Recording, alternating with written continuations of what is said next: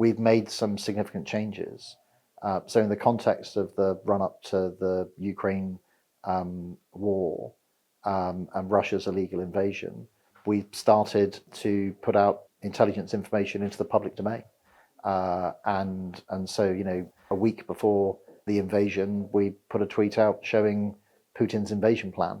Now that felt a brave thing to do at the time as the Chief of Defence Intelligence, but I felt a necessary thing, particularly where you're against an adversary that you know is going to lie.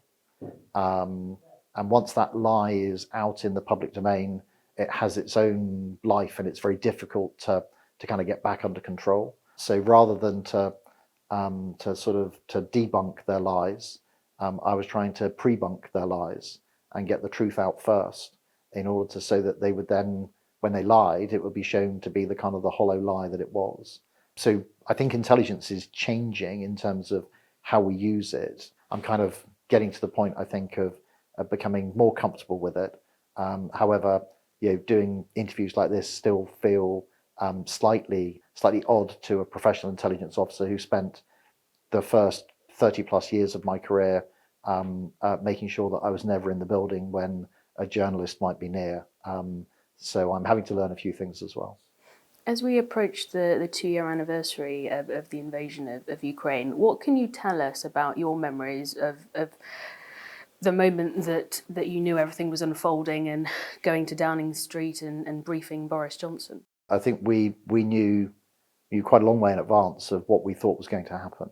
Of course, there was always a possibility that that President Putin could have chosen a different path, but we were fairly sure from quite a distance out over what we thought would happen. I think I got home at about 1 o'clock in the morning. I'd been home for about an hour. I got a phone call to say that all the indications were that the attack was about to start, at which point I got back on my bicycle, cycled back into the Ministry of Defence, and we went from there. No matter how much you expect something and no matter how much it's predicted, when something happens, it's still a moment that sort of stops you in your tracks.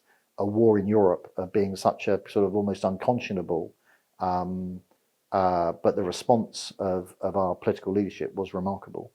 I was incredibly impressed, both in the run-up to the conflict, the decisions that were taken about supporting Ukraine, providing capability such as the NLAWs, our anti-tank weapons that were provided. Those sorts of decisions, I think, were brave decisions that were taken in advance.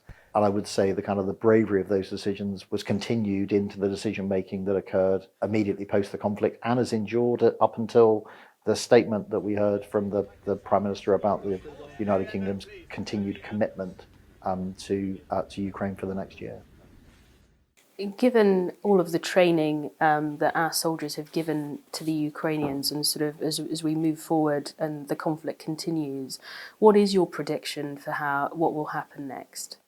So I think that the training's so important, and enormous plaudits to. It's been led by the British Army, but it's had a large number of international partners involved in that training. In terms of the future, I think two things. First is that the Ukrainians continue to need our assistance, and the UK's statement, I think, is both really welcome but also very, very important. We need to make sure that commitment is kind of turns into effective capability for the Ukrainians, and we need to work closely with them in order to make sure that it's as effective as it possibly can be, and that our support matches their amazing commitment as a nation. But I also think we probably need some strategic patience.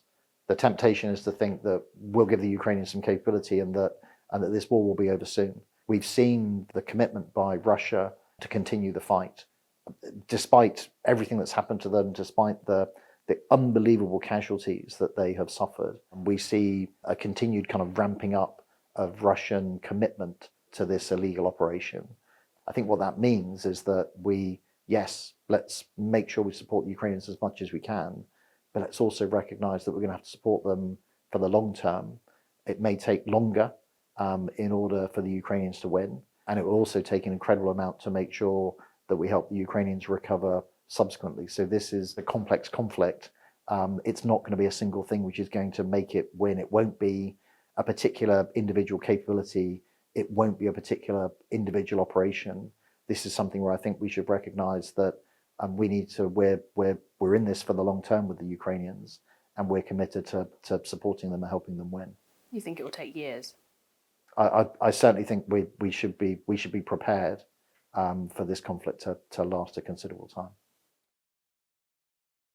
Thanks for watching. For more from Forces News, like and subscribe to our channel.